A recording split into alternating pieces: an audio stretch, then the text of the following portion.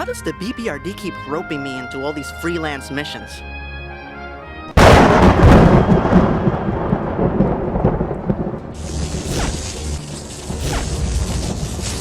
A new bad guy. Jarvis? Yes, sir. Charge up the emergency teleport.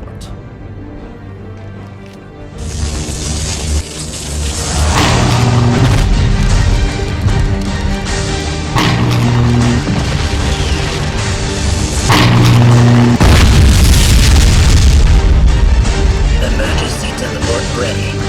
Engage.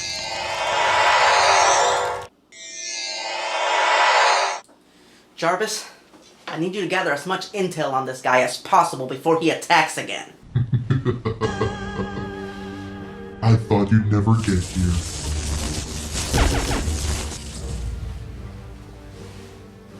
Who the hell are you? What's wrong, Erod? Don't you recognize your own dark side? Evil E? But I destroyed you! You see, here's the thing. You can't kill me.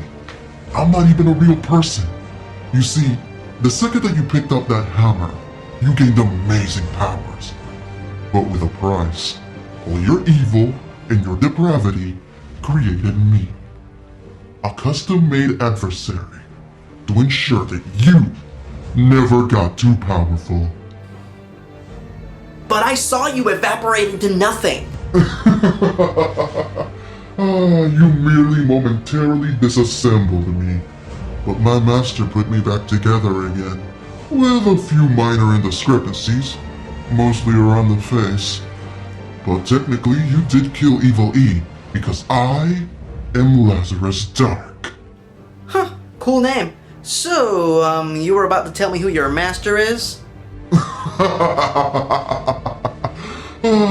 Cute. But you actually have to play this game if you want to win some prizes. Let me guess, you're gonna have me review horrible movies without busting them, which could potentially cost me my powers. Now, if I decline, or if I lose during your little challenge, what will you get? Nerdlinger Soul? Cause I'll tell you right now, it's off the market. Nothing quite that common. If you lose your powers, die, or give up, you go in here. An infinity box. The perfect prison. You can't escape it unless the very person who put you in it releases you. Oh, and this is my favorite feature. You're not just removed from space, you're removed from time itself. Every memory, every shred of evidence that you ever existed will be erased. Only I, the very person who trapped you, will even remember you. And with you gone, You will be the Blockbuster Buster. Now, here's the real question. Why in the hell would I agree to play your stupid game? Oh, this is the best part. If you survive for more than 4 weeks, I will give you this. An old flash drive? Yes, an old flash drive, with the location of your best friend. Panda Bear. Hold on, let me scan it to see if you're telling the truth.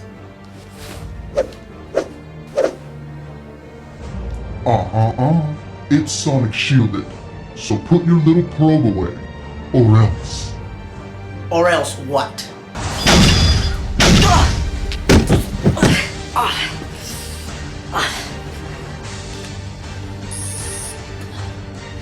A laser screwdriver?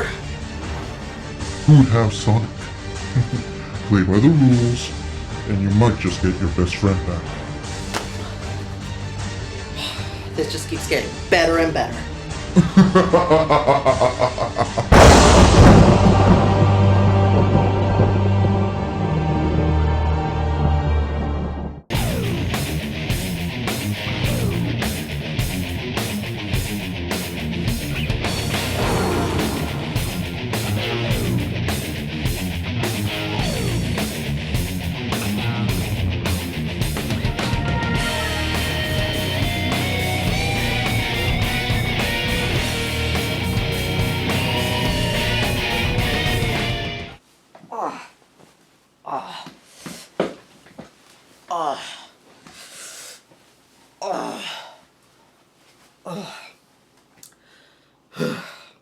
Greetings, fanboys and fangirls. I'm Erod, and I'm the Blockbuster Buster.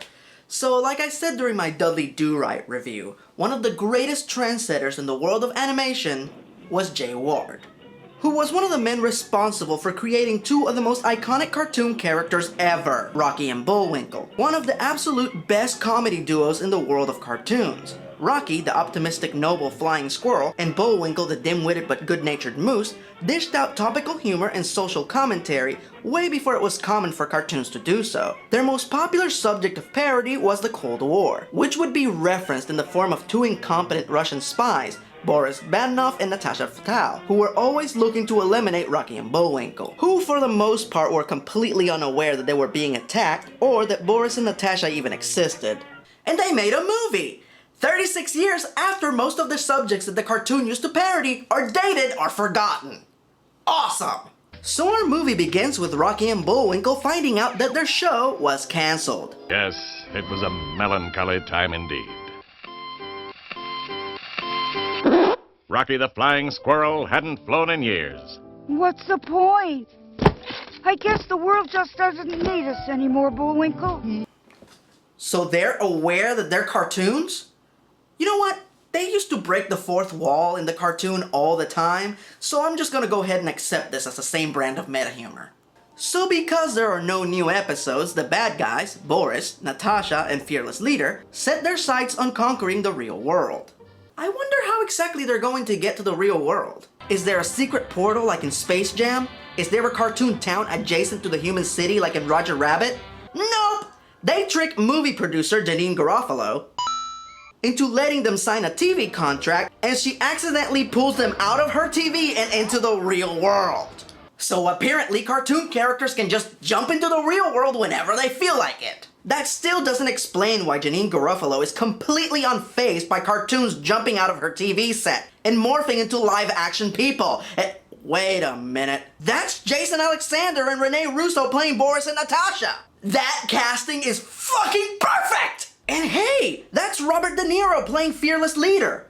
Wow, he is one of the best actors alive. How many times in the past have they stood between me and my dreams of glory? How many times have they foiled my plans with their bungling interference? Maybe he's just warming up. Okay, so our villain's plan is this. Using the contract that they signed, they have legally acquired a TV station in New York, which they plan to use to beam a hypnotic suggestion to all their viewers that will manipulate everyone in the country into voting for Fearless Leader to be the next president of the United States. The first test is a complete success and... whoa. What are you guys doing?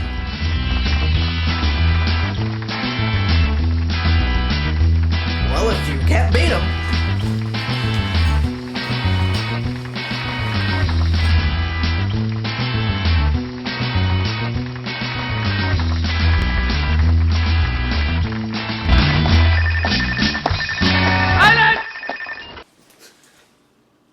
Sorry. They started it. So the FBI catches wind of Fearless Leader's evil scheme. 3 agents are deployed, but they mysteriously go missing. So their plan B is to send rookie agent Karen Sympathy to recruit Rocky and Bullwinkle to stop the bad guys.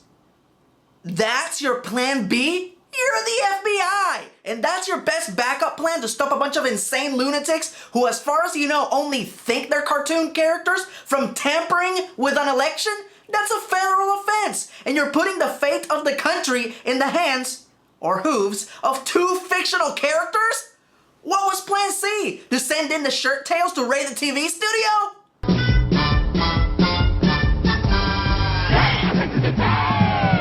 Actually, now that I think about it, the shirt tails are the Expendables of the animal kingdom. Are you familiar with the Rocky and Bullwinkle show? Oh!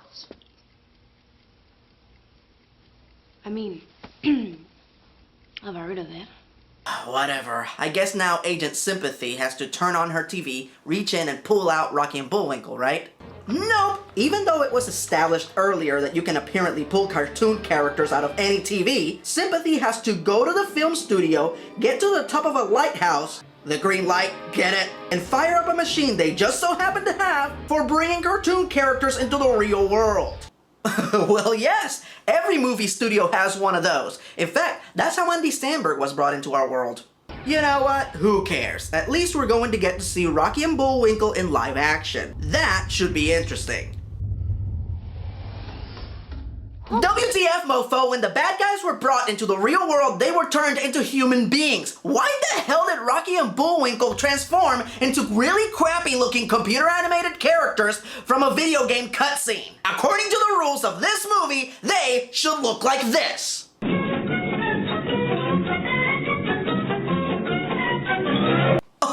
Oh, and let me guess, they got some lame-ass celebrities to do their voices as well. Hokey Smoke, are you alright? That's June Foray! That's the original voice of Rocky. She's the cartoon queen. And even though it's not the original voice of Bullwinkle, Bill Scott voicing him here, Keith Scott does such a great job you cannot tell the difference. Yeah, but I think we're on the wrong show. Look how well they drew that girl. Hurry up, Rocky, fly down! Just like old times.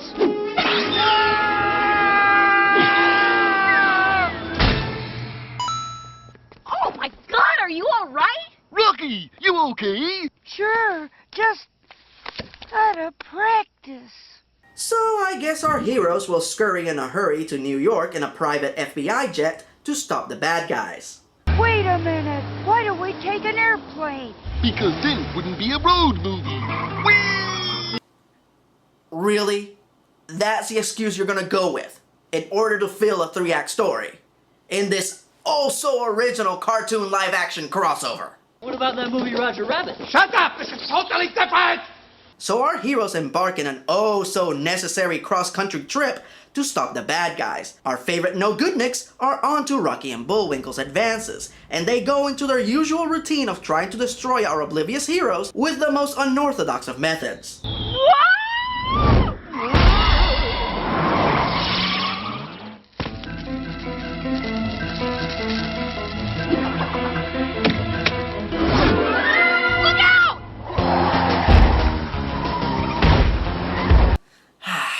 Gotta love the classics. Sympathy distracts Boris and Natasha all the while she steals their truck along with Moose and Squirrel, leaving our no-goodniks high and dry. Of course, they have to report their failure to Fearless Leader. Are you talking to me? Oh, no. And who else are you talking to? No. Well, I'm the only one here. So you must be talking to me. Don't do that. Don't parody your own signature scene from Taxi Driver. No! You talking to me? That was awful. Firstly, leave the Robert De Niro parodies to the professionals. You walking with me? Is that what you're doing? Are you walking with me? I don't see anybody else here.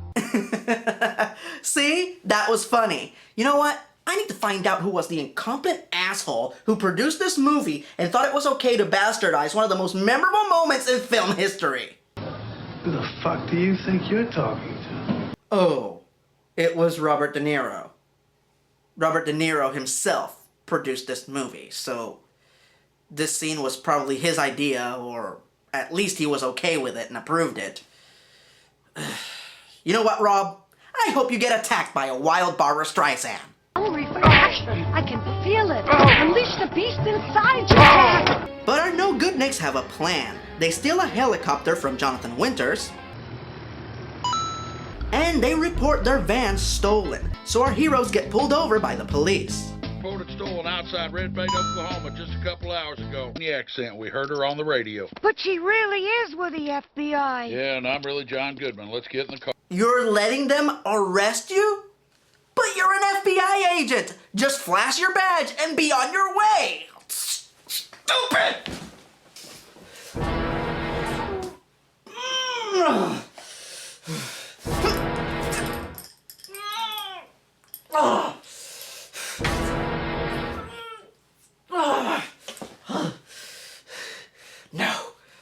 have not let dark beat me so easily. And another thing, Officer John Goodman over here just pulled over a couple of cheap-looking computer-animated cartoon characters, and he's acting like it's an everyday occurrence. This is how you should react when meeting talking anthropomorphic animals. Give me that! No! Help! Police! There's no need to fear. Underdog is here. Holy Sweet balls! burger! You're a talking dog! A talking dog? Really? Great ass Moses! Can you speak? Can you say something, doggy? Okay. There's no need to talk! It might really talk! Ozzy! A f***ing talking dog! So our heroes do their best to hitch a ride to New York. Luckily, they're picked up by... Oh, fuck doodles. I completely forgot about these two unfunny dillweeds. For those of you who were fortunate not to exist in the 90s, these are Kenan Thompson and Kel Mitchell. They were the Drake and Josh of my generation. Equally as annoying and about as funny as a cinder block to the balls. And if this movie's trying to insinuate that Kenan and Kel are the modern day equivalent of Rocky and Bullwinkle, then that would be just about as inaccurate as saying that Megan Fox is a suitable actor to play April O'Neil in the upcoming Ninja Turtles movie. You are no April O'Neil! You're cool but rude. Give me a break. Fucking bae. So get this, Boris and Natasha's new scheme is to draw out Rocky and Bullwinkle by making a sizable donation in Bullwinkle's name to Watsamata U University. When Bullwinkle shows up to receive an honorary degree, Boris will snipe him from a water tower that he and Natasha spent all night building. Now, before you can say convoluted plot point, Rocky and Bullwinkle receive a fax in Kenan and Kel's car informing them of this. Yeah, every car had a fax in the 90s. So, do our heroes stay on task and head straight to New York to stop Fearless Leader? No! They take a huge detour to go to the university instead. Stay tuned as our story concludes with asinine academic antics or underwhelming university eulogy. Now here's something we hope you'll really like. So Bullwinkle accepts his honorary degree, Boris and Natasha try to kill him, and fail, what a shocker, and thus our heroes are on their way. Gee, aren't you glad they took this enormous detour to show us this pointless scene? Yeah, no. So Sympathy escapes from jail and is hot on Rocky and Bullwinkle's trail. Didn't mean to make that rhyme. Coincidentally, the police catch up to her right when she finds Rocky and Bullwinkle. So all three of our heroes get arrested, again. Show them your badge, your FBI!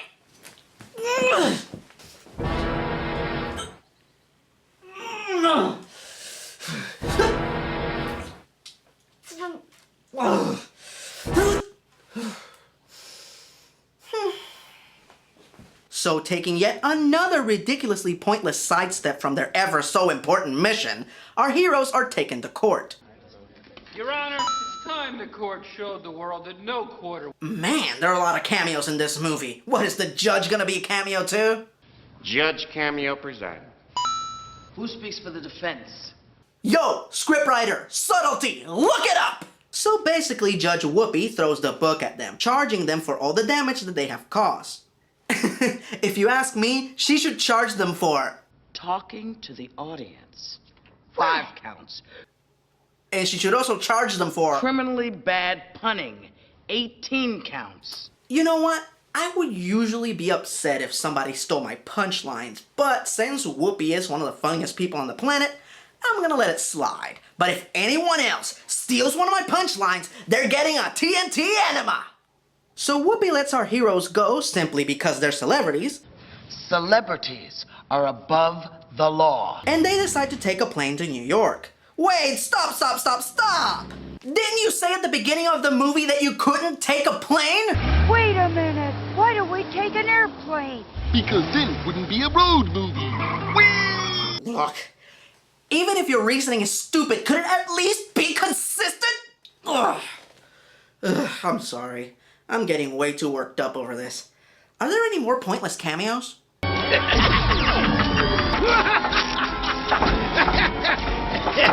Poopsie, what's happening? I think you degenerated wrong special effect. And as luck would have it, a traveling mattress salesman just happened to be passing by below. Mattresses for sale. How do I do it? Volume!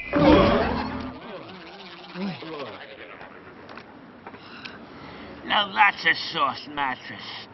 You know, this is the one and only cameo that actually makes sense.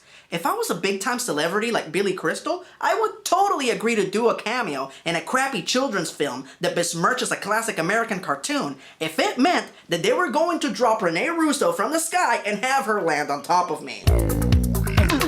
Come on, you know you'd do it too. So our heroes suddenly start to lose altitude as the plane can no longer handle their combined weight. But if the plane couldn't handle their weight to begin with, how exactly did it take off? Stop trying to bring logic into this, you foolish fool! Sympathy suddenly falls off the plane. Okay, this has got to be the end of Rocky's flight impotence. He has to put all his doubts aside, muster up his courage, and what? He just took off flying? There was no build-up, no suspense, nothing. He just took off. Earlier in the movie, he couldn't fly more than 2 feet without falling on his face. Now he just takes off like a bullet without any problems or consequences. Plus, he can carry Sympathy in mid-flight like Superman. Did he line his cap with nth metal or something? This was more anticlimactic than the ending of Citizen Kane. Rosebud. Is his sled. It was his sled from when he was a kid. So Rocky and Sympathy fly to New York. All the while, Bullwinkle accidentally flies to Washington. Cause he's Bullwinkle, he's a dimwit, it's his nature. You can't be mad at him for that. It's like being mad at Michael Bay for being the biggest douche alive. Douche. So victory is imminent and... Faithful minions, excellent!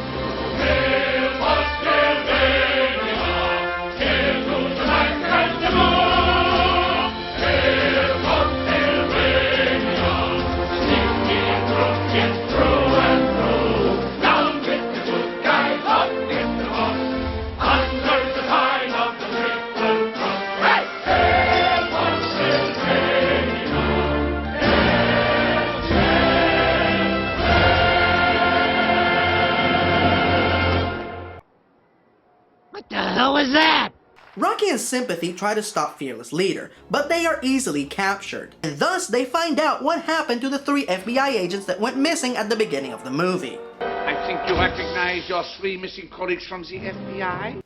Hey, wait a minute. That one, at the end, the carrot.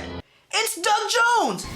You know, Doug Jones, the famous creature suit actor. He played Abe Sapien and Silver Surfer. He is one of the most physically gifted character actors out there. Unfortunately, he often goes without being recognized. Wait, you recognize me? Oh my god, it's really you! Well, of course I recognized you. You're in nearly all of my favorite movies. Hellboy, Pan's Labyrinth, Rock Jocks. Well, thank you for knowing my work, Erod. Very nice of you. Why wouldn't I know your work? You're awesome! Well, you know, I know. Well, anyway, I have to go. I've got about 19 hours of makeup to do for about 5 minutes on screen, so I gotta... Godspeed, Mr. Jones. Real fanboys appreciate your efforts. Oh, that really is nice to know. Thank you, Erod. Until next time. Until next time, Doug. That was awesome.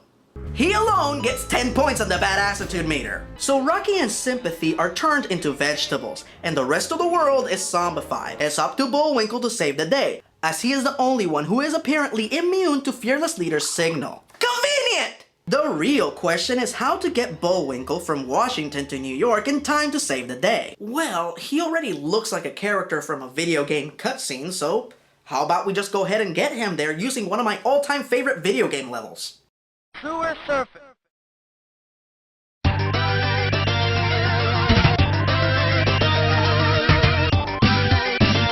Oh yeah! Back up! Bring me in my clam globe! Go around the ferry! Go around the ferry!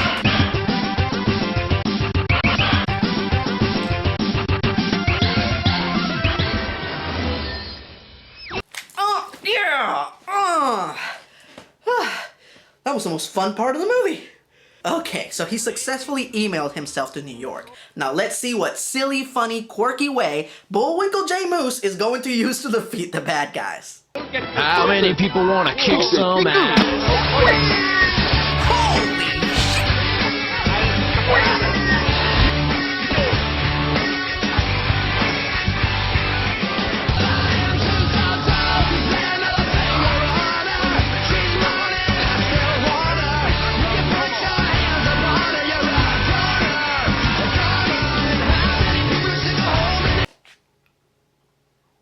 Well, that was a little bit more violent than I ever remember the cartoon being. And so it came to pass that the election took place as planned. Yes, Rocky and Bullwinkle were stars once again. Well, the day is saved, the bad guys are potentially dead, and my childhood is crushed, and who gives a shit? This movie's a raging rocket of moose balls. While it might not be the worst introduction to the characters of Rocky and Bullwinkle, it is a really bad introduction to their universe. The Rocky and Bullwinkle and Friends show was for everybody. There was plenty of topical and witty humor for adults, and lots of silly gags for kids. This movie is just so insulting to everyone's intelligence that it's flat out embarrassing. The casting for the most part was very good. Piper Perabo did a really good job as Agent Sympathy. You can't help but believe that she truly is the kind-hearted optimist that would look up to Rocky and Bullwinkle. And who wouldn't? They're awesome! Keith Scott did an amazing job voicing Bullwinkle J. Moose in this movie. He would make Bill Scott proud. And Bull... I believe the word you're searching for is winkle. And who would dare diss the queen of cartoons, June Foray, playing her signature role of Rocket J. Squirrel? Her involvement almost makes it worth it to sit through this crappy movie. Agent Sympathy, you can count on Bullwinkle and me. We won't let you down. No. But the major highlight is Jason Alexander and Rene Russo as Boris Badenoff and Natasha Fatale. These two are perfect. I read that they originally wanted Danny DeVito and Meryl Streep to play them, but I'm so glad they got Jason and Renee instead. They had great chemistry and great comedic timing. It was like the characters were truly alive. One of my absolute favorite moments is when they sit down and share an exasperated exchange about how they're always failing. You can hear the long history of disappointment in Renee's voice. It's real and yet still true to the character. We've been trying to catch moose and squirrel ever since we first got drawn. We tried to stab them, shoot them, smash them, smush them, crush them, bash them, mash them, squish them, and they don't even know our names. I'm tired of all this, Boris. I don't want to be spy no more. Let's face it, darling, we suck. Ironically, the worst actor in this movie was the most condecorated one. Robert De Niro sucks in this, hard! He always has this stupid smirk on his face, like someone whispered a dirty joke in his ear 3 seconds before they went for a take. I don't know if they were afraid to direct him because he was the boss of the show, but he's so terrible in this, it's hard to believe that this is the real Robert De Niro. Personally, I always picture someone like Bill Nighy playing Fearless Leader. Believe me, the cartoon is definitely worth checking out. If not for its cultural and historical significance, then definitely for its witty and clever writing, which is definitely absent in this hunk of junk. Alright, Dark, is that the best you've got?